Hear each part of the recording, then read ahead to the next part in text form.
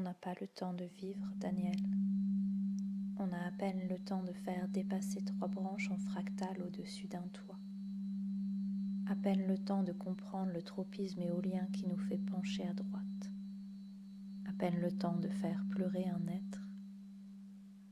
On a quelques saisons avant le nouveau plan de rénovation, la nouvelle politique de la ville. Un instant seulement, on baigne dans cette lumière crépusculaire en ombre chinoise. Un instant, on partage la solitude absolue de chaque chose.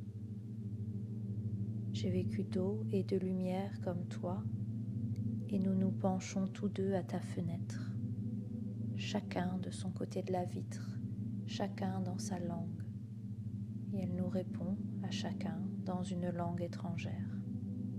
Et ta vision mésopique va bientôt perdre le contraste. On a à peine le temps de vivre, Daniel, alors il faudrait le faire pour de bon. J'ai poussé au-dessus de ton toit pour te faire signe, mais à cette heure-là, avec l'effet Purkinje, je ne sais pas ce que tu lis dans la lumière.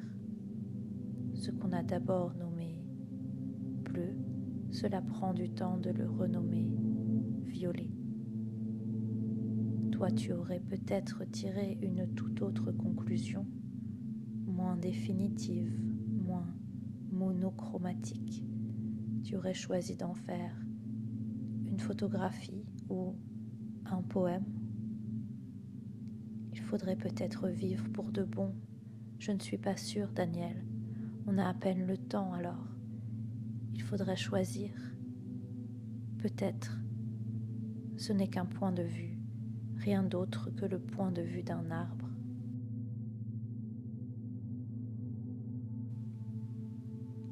Je passe une porte, un cadre.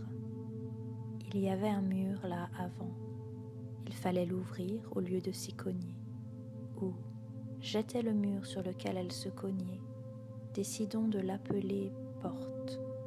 Voilà la magie, voilà le truc.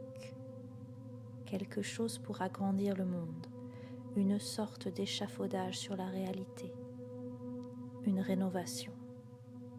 Il y avait un mur là où, alors était-ce un miroir, et je me suis changée en porte et le mur est passé. Voilà la magie, voilà le truc, voilà une proposition, un poème, un pont en épingle à nourrice, à cheveux, à pointe cassée, un poème pour se promener, un poème pour l'errance, pour un bout de ficelle vert qui s'enroule et nous fait penser à des forêts traversées qui nous font penser à une lettre déchirée, un puzzle, un labyrinthe avec toute une cavalerie dressée à contre-jour d'un nuage en papier. C'est un poème qui aura du mal à tenir ensemble, prêt à s'ouvrir comme un sac de billes, ayant renoncé à épingler le papillon au vol pour ne pas entraver le mouvement. La toile d'araignée de l'expérience se prend partout. Une goutte d'eau soufflée sur la page du monde qui fait des œufs brouillés de lumière. Voilà ce qui cherchait à être nommé.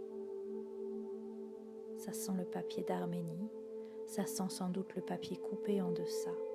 L'imperceptible est sans doute ce qui nous entoure le plus, le vide ce qui nous constitue le plus. Le vide, le silence, au lieu de les travestir, pourquoi ne pas les emmener se promener ailleurs, dans un poème, leur montrer qui nous sommes comme une possible métamorphose, une réincarnation sans mort du vivant. Des bouts de ficelle qui s'enroulent sur eux-mêmes, qui font penser à des forêts traversées ou à des moulins qui brasseront le malt pur du rêve, qui font penser à toute une cavalerie fièrement dressée à contre-jour de guerre, du bronze et de la pierre en souvenir du sang. Mais vers où galoperaient tous ces chevaux désépinglés de leur piédestal? Vers quel paysage, quelle avalone, cette chevauchée finale? À quelle allure, avec quelle force ils arracheraient leurs sabots de leur socle du puzzle du monde. Ces pièces manquantes, des lacunes à contre-jour de nuages en vol qui font penser à... Voilà une proposition, un poème effaçable, un pont, un mur, une porte, inachevé, miroir à pousser, armature apparente, à saisir au vol ou à laisser papillonner, chevaucher.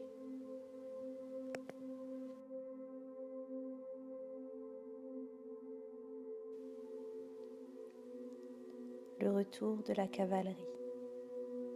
L'enfance n'a plus de visage. Seule la hauteur des choses, la blancheur éclatante de nos vêtements, la pommade de la lumière, le potentiel de la main, l'origami des ciels. L'enfance n'a plus de visage, seule la hauteur des choses, la hauteur depuis laquelle les choses nous regardent comme des clochers, la blancheur éclatante de nos vêtements et le dilemme salir ou renoncer à vivre. La pommade de la lumière, qui a parfois la qualité des larmes, le potentiel de la main, qu'elle empoignade, qu'elle caresse, qu'elle cueillette, l'origami des ciels, de corps contre lesquels on s'appuie, le refuge provisoire d'une cavalerie exaltante, de plastique, d'imagerie, de mots, inconnus jusqu'alors.